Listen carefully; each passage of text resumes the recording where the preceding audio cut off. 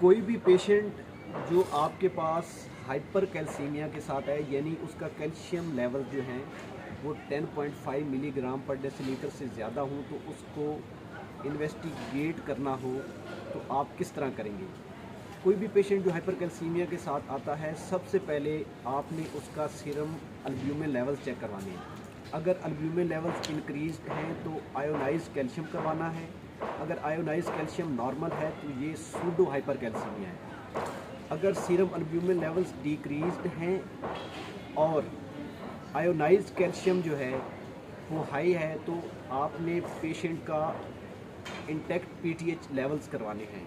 अगर PTH levels जो हैं वो रेज्ड हैं तो आपने पेशेंट की फ्रैक्शनल एक्सक्रीशन ऑफ कैल्शियम करवानी है या 24 आवर यूरिनरी कैल्शियम करवाना है।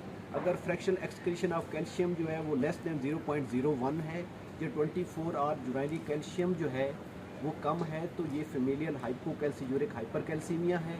अगर वो फ्रैक्शनल एक्सक्रीशन ग्रेटर देन 0.01 है या 24 आवर यूरिनरी कैल्शियम हाई है, तो पेशेंट को प्राइमरी हाइपर पैराथायराइडिज्म है, जो कि उसका एडिनोमा हो सकता है, हाइपरप्लेजिया हो सकता है, कार्सिनोमा हो सकता है। अगर पीटीएच के लेवल सुप्रेस्ड हैं तो आपने पेशेंट के विटामिन डी लेवल्स करवाने हैं। उसमें सबसे पहले आपने 25 हाइड्रोक्सी विटामिन डी लेवल करवाना है। अगर वो इंक्रीज्ड है तो विटामिन डी इंटॉक्सिकेशन है। फिर उसके बाद आपने कैल्सिट्रायोल, जो कि active form of vitamin D है, वो करवानी है। अगर वो हाई है तो पेशेंट को कोई मलिग्नेंसी हो सकती है, लिम्फोमा हो सकता है या सीएमवी हो सकता है पेशेंट को।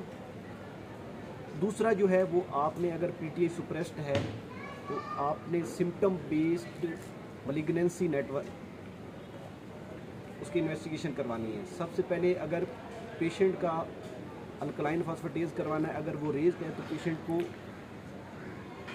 बोन लाइसिस हो सकता है या ब्रेस्ट सीए हो सकता है। फिर आपने पैराथायराइड हार्मोन रिलेटेड प्रोटीन करवाना है। पेशेंट को कोई लंग की मलिग्नेंसी हो सकती है।